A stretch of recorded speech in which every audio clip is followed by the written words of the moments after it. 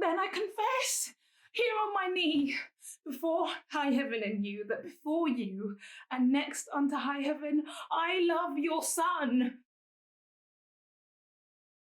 My friends were poor but honest. So's my love. Be not offended, for it hurts not him that he is loved of me. I follow him not by a token of presumptuous suit, nor would I have him till I do deserve him, yet never know how that desert should be. I know I love in vain, strive against hope, yet in this captious and untenable sieve, I still pour in the waters of my love, and lack not to lose still. Thus, Indian-like, religious in mine error, I adore the sun that looks upon his worshipper, but knows of him no more. My dearest madam, let not your hate encounter with my love for loving where you do. But if yourself, whose aged honour cites a virtuous youth, didst in so ever true a flame of liking, wish chastely and love dearly, that yours I am was both herself and love, oh, then give pity to her whose state is such that cannot choose but lend and give where she is sure to lose, that seeks not as such implies, but riddle-like, lives sweetly where she dies. Why is this monologue intercultural to you? So this monologue is intercultural to me because it's about a state of being that I think a lot of us have felt, where we're in love with someone who we think is better than us. And it's partly to do with class, with culture and upbringing.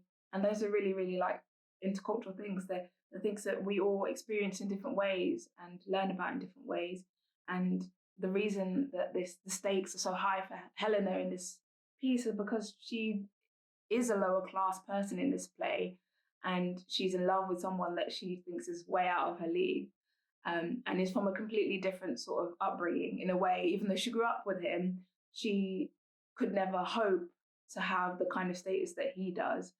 You know, she is essentially a commoner amongst this family. So that has a real resonance in terms of the way that relationships are formed across cultures, across class, across race, and the feeling of like putting someone else up on a pedestal is something I think a lot of people relate to and makes it really very intercultural.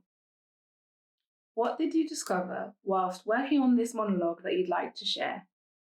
Something I discovered whilst working on this monologue was to do with the phrase, thus Indian-like, religious in mine era. And I found it really odd when I first came across this monologue. And as I was researching it, it became clear it was to do with really old preconceived ideas of what India was like, based on the rumours and sort of stories and, you know, fantastical tales that travellers would have told coming from India. And there were only a few people that were able to travel to India at the time that Shakespeare was writing this play. So, you know, their word was basically gold.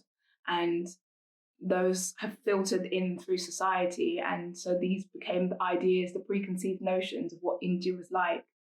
And I think that's so fascinating because it is very human, and it's not that it's great, you know, obviously in some ways it's very offensive still, but I think it's very human to have these preconceived ideas and stereotypes. And I think it's important not to shy away from looking at that and actually be honest about that. It is a preconceived notion about India, and India necessarily isn't like that.